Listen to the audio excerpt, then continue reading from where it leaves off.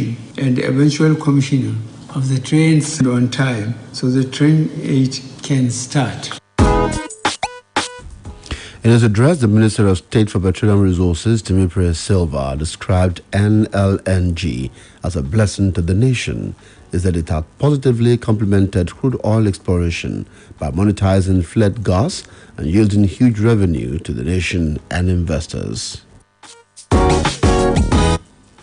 Nigeria's headline inflation dropped for the second consecutive month in May, but the prices of food have continued to surge. Latest data published by the National Bureau of Statistics (NBS) indicates that the Consumer Price Index (CPI), which measures inflation, increased by 17.93% year-on-year in the fifth month of the year 2021.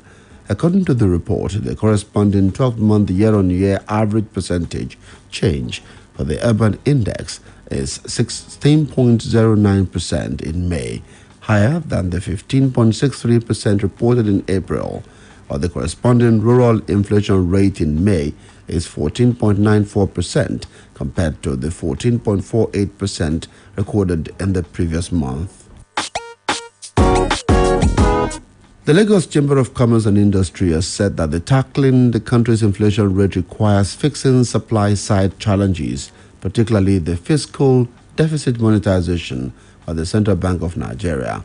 Director General LCCI, Dr. Muda Yusuf, stated this in an interview in Lagos in reaction to the May inflation reports by the National Bureau of Statistics (NBS). Yusuf said the CBN's financing of deficit, which had grown rapidly in recent years, was highly inflationary because of the profound effect on money supply growth.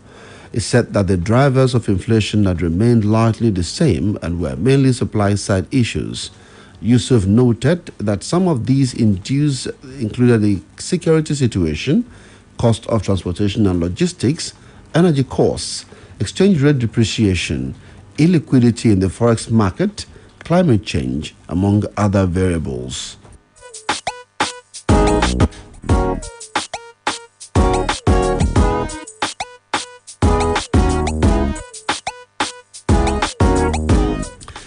The Minister of Transportation, Rotimi Amechi, has said anyone caught destroying railway assets in the country should be tried for manslaughter.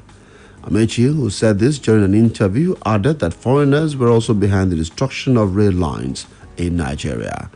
He cited how a Chinese man was caught in Jos, the Plateau State capital, vandalizing rail lines alongside some Nigerians. He said at least about 200 cases of rail line vandalism had been recorded in recent times, mostly in the northern region of the country, with the North Central having the highest number of cases, 50.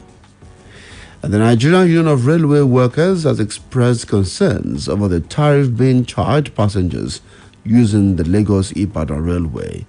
President Muhammadu Buhari inaugurated last Thursday the commercial operations of Lagos-Ibadan Railway project at the Mobolaji Johnson Railway Station, Ebute Metta, in Lagos. The General Secretary, NUR, Mr. Segun Esan, who spoke with the journalists ahead of the inauguration of the project, said that inaugurating the railway after operating for 2 to 3 years was not a bad idea. However, described the tariff regime as unrealistic and tantamount to segmenting railway services for only the rich. He also lamented the welfare of the workers, saying that the 30,000 naira minimum wage is not giving the workers any future. The governor of the Central Bank of Nigeria, Mr. Godwin Emefiele, has said that the bank is willing to assist the Central Bank of the Gambia to print its legal tender. Emefiele said this in Abuja during a 2-day visit by a delegation from the Central Bank of the Gambia, led by its governor, Mr. Bua Saidi. This was in response to a request by the Central Bank of the Gambia for a possible partnership to tackle acute currency shortages, among other currency management challenges in the country.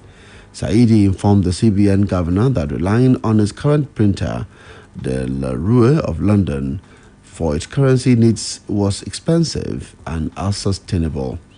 He explained that it cost the bank about £70,000 to lift printed currencies from Sri Lanka to the Gambia. In response, the CBN governor assured his visitors that the bank had extremely competitive advantage to undertake the currency printing for Gambia, adding that the Nigerian security printing and minting had a lot of idle capacity to satisfy the demand of the Central Bank of the Gambia. We have a lot of idle capacity, and I'm sure that instead of you going to Europe or to other countries, you would be able to benefit from our own ideas. And my colleagues will take you to our security printing facility. Our colleagues that came in from Liberia about 2 months ago were vaccinated by the kind of facilities we have at our Nigerian security printing and minting company, and I'm sure that you would also enjoy them. And indeed, I'm sure they will follow you back to Gambia to see how they can help and also help to structure your economic order quantities and the rest of them, so that we can also be of assistance in printing your currency. And I can assure you that we can be extremely competitive.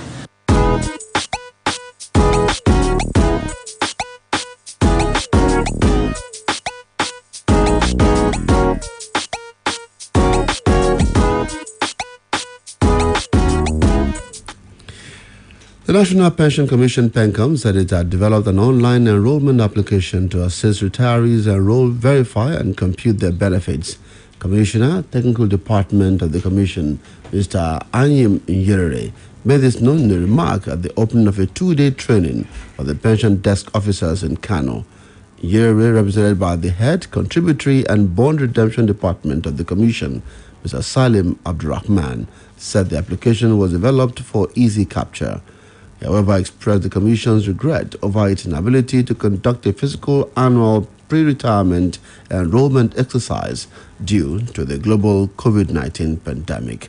We now link up with Femi Ojo for Stock Exchange Report. A beautiful morning to you out there. Here is the summary of trading activities on the floor of the Nigerian Stock Exchange for yesterday, the 15th day in the month of June 2021. I must let you know the market closed on a dip as the whole share index dropped by 1.66% to close at 38,507.29 basis points over 297.3 million units of shares valued at over 3.649 billion naira was traded in 4,402 deals. We have the equity capitalization at the close of trading summing up to over 20 trillion naira. A look at the top three gainers for yesterday's trading. We have WG topping the gainers pack, gaining 11 kobo to close at 124 kobo. Budge again 45 kobo to close at 715 kobo, and Red Star gain 13 kobo to close at 323 kobo. For the decliners, we have Heltel Africa top on the losers pack, losing 83 naira 70 kobo to close at 753 naira 30 kobo. Okomuho lost 11 naira to close at 105 naira 50 kobo, and Cornes lost 5 kobo to close at 50 kobo. For the major players, we have Access topping the traders pack, trading over 43.1 million units of shares. Sterling Bank traded over 33.2 million units of shares. Zenith Bank traded over 25.9 million units of shares. UACN traded over 22.9 million units of shares, and Umaret traded over 19 million units of shares. That was the summary of trading activities on the floor of the stock market for yesterday, the 16th day in the month of June 2021. Join me on Friday when I bring you the summary of today's trading, the 17th day, and that of tomorrow, the 18th day in the month of June 2021. I am Femi Ojo. Thank you, Femi. That's it on Business Splash for today on Splash 105.5 FM, your integrity station. We urge you to join us by Friday for another edition. I'm Oluwaseun Akinola. Good morning, and thank you for investing your time with us. Quick, charge at 240. Hot news, cool vibes, sports.